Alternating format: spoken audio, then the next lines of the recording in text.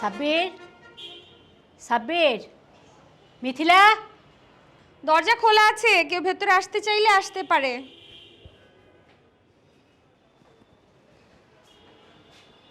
তুমি আমার গলা চিনো না? চিনব না কেন? এই বাড়িতে আসার পর থেকে তো আপনার গলার আওয়াজই শুনে যাচ্ছি। তাহলে বললে কেন?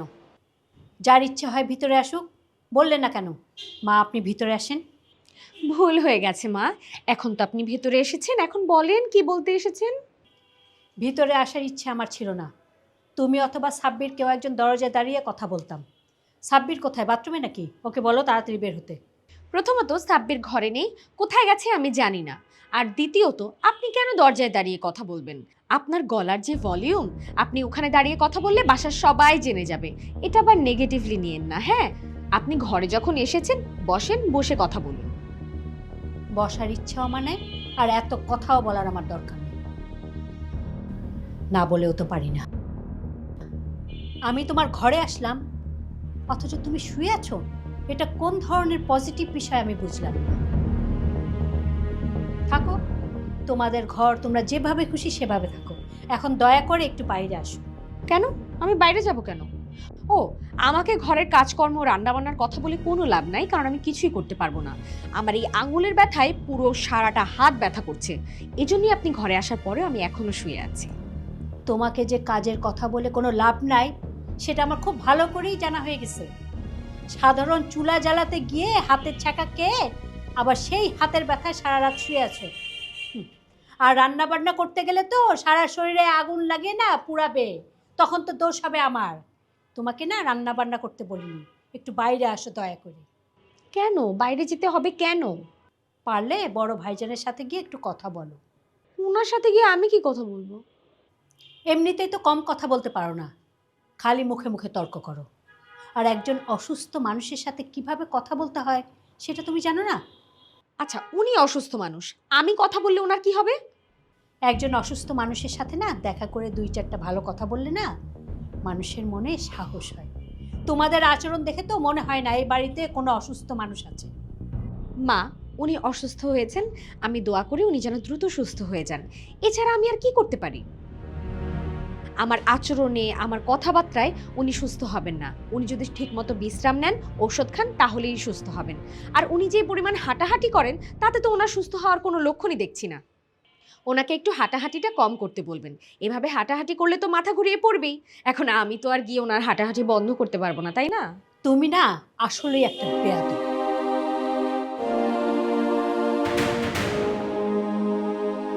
কি?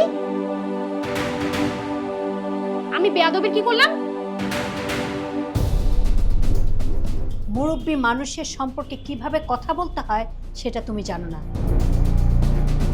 জানবে কি করে? তোমার বাবার কথাবার্তা তো আমি শুনেছি, তোমাকে তো সেভাবে কোনো শিক্ষাই দেননি উনি। আমি যদি বেয়াদব হই তাহলে আপনিও বেয়াদব। কি? আমি বেয়াদব?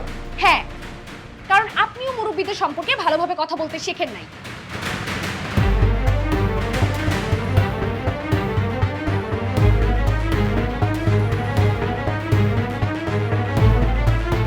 কথা হচ্ছে আপনার আর আমার মাঝখানে, এর মধ্যে আপনি আমার বাবাকে টেনে আনলেন কেন? হ্যাঁ, উনি কি করেছে?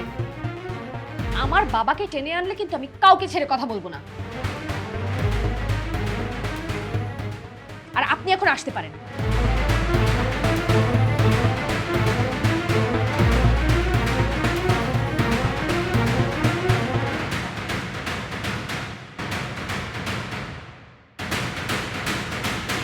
আপনিও বেয়াদব, আপনিও বেয়াদব, আপনিও বেয়াদব, আপনিও বেয়াদব, আপনিও বেয়াদব, আপনিও বেয়াদব।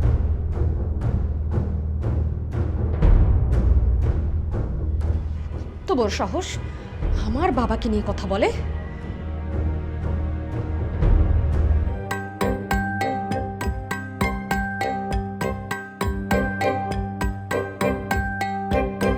আপা, এই আপা, তুমি নাকি আমাকে ডেকেছো? তোর ব্যাগপত্র সব গুছা। কিসের ব্যাগ গোছাবো? বাড়িতে যাওয়ার জন্য তোর কাপড় চোপড় ব্যাগ সব গোছা। হঠাৎ বাড়িতে যেতে হবে কেন? বাড়ি থেকে কি ফোন আসছিল? হ্যাঁ, কিছু হয়েছে বাড়িতে? বাড়িতে কিছুই হয়নি, আমি গ্রামের বাড়িতে চলে যাব। বাড়িতে যদি কিছু না হয় তাহলে তুমি কেন বাড়িতে যাবা? আমি আর কোথায় যাব বল?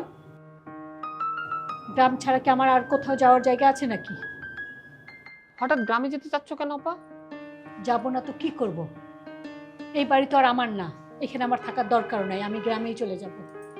আরে আপা, যাবে কেন সেটা তো একটু বলবে। তোকে এত কথা বলতে হবে কেন?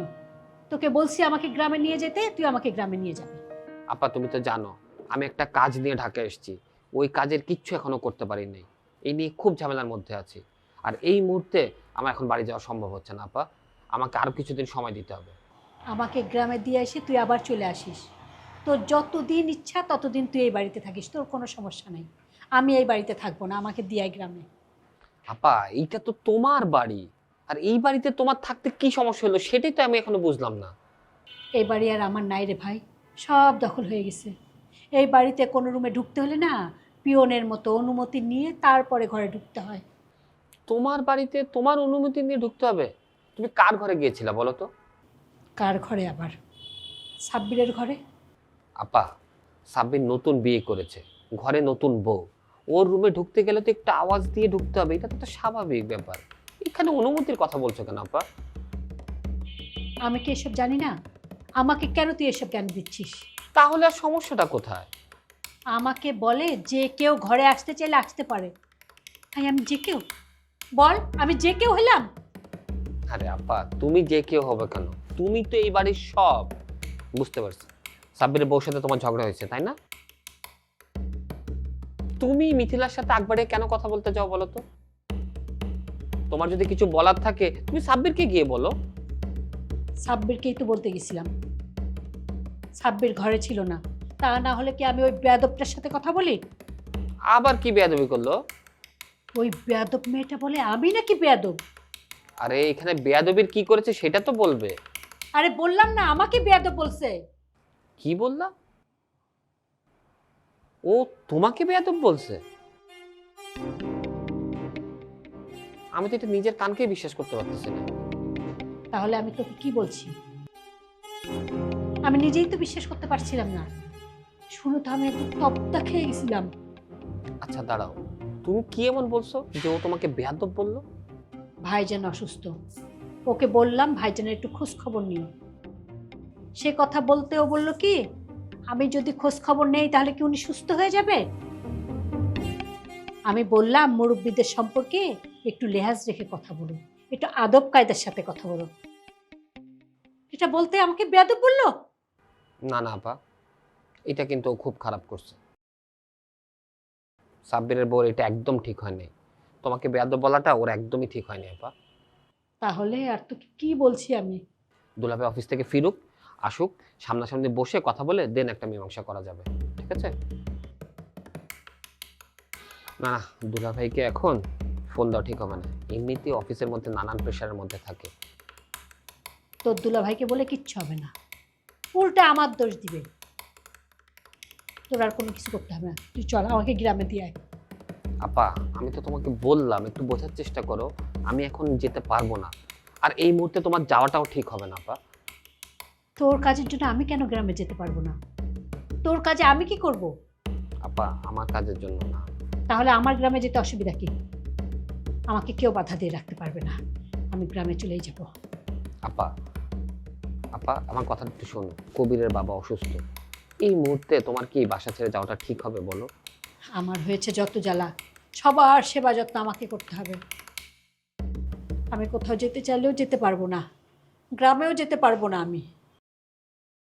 এখানেই পড়ে পড়ে সব অপমান সহ্য করতে হবে আবার। এই তুই যা এখান থেকে, যা আমার চোখের সামনে থেকে। আচ্ছা আচ্ছা আমি যাচ্ছি। আমি যদি বেয়াদব হই তাহলে আপনিও বেয়াদব। আমাকে বলিস? আমিও দেখে দিব কত ধানে কত চাল, আমিও দেখে দিব।